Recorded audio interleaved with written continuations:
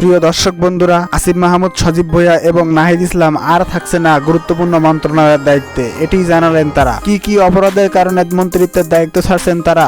শেখ হাসিনার মতো কি তারাও কি বিভিন্ন অপকর্মের সাথে জড়িত, যার ফলে তারা আর মন্ত্রিত্ব পদে থাকতে পারছেন না? প্রিয় দর্শক বন্ধুরা, পুরো ভিডিওটি দেখলে আপনারা বুঝতে পারবেন যে আসিফ মাহমুদ, সজীব ভুঁইয়া এবং নাহিদ ইসলাম কেন মন্ত্রিত্ব ছাড়ছেন। প্রিয় দর্শক বন্ধুরা, গুঞ্জন উঠেছে ছাত্র প্রতিনিধিত্বের কারণে তারা নাকি একটি দল গঠন করবে সারা বাংলাদেশে। বিএনপির প্রতিযোগিতা এবং জামাতের প্রতিযোগিতা এবং আওয়ামী লীগের প্রতিযোগিতার অপোজিটে তারা একটি দল গঠন করবে এবং সেই দলকে তারা সামনের দিকে এগিয়ে নিয়ে যাবে। সেই দলের অন্যতম প্রধানের দায়িত্ব থাকবে আসিফ মাহমুদ, সজীব ভুঁইয়া এবং নাহিদ ইসলাম এবং সারিস আলম, হাসনাত আব্দুল্লাহ। ঢাকা বিশ্ববিদ্যালয়ের 6 সমন্বয়ক ছিল যারা, তারা প্রত্যেকেই এই দলটির দায়িত্বে গুরুত্বপূর্ণ দায়িত্বে থাকবে, যার ফলে তারা চান না এই মন্ত্রণালয়ের দায়িত্ব পালন করতে। আসলে মন্ত্রণালয়ের দায়িত্ব পালন করলে তারা নাকি সুস্থভাবে নির্বাচন পরিচালনা করতে পারবেন না, এটি ভেবে কিন্তু তারা নির্বাচনের আগ মুহূর্তে তারা এই মন্ত্রী পরিষদের দায়িত্ব থেকে অব্যাহতি নিচ্ছেন। এর অন্যতম কারণ হলো তারা নিজ নিজ জেলা থেকে তারা কিন্তু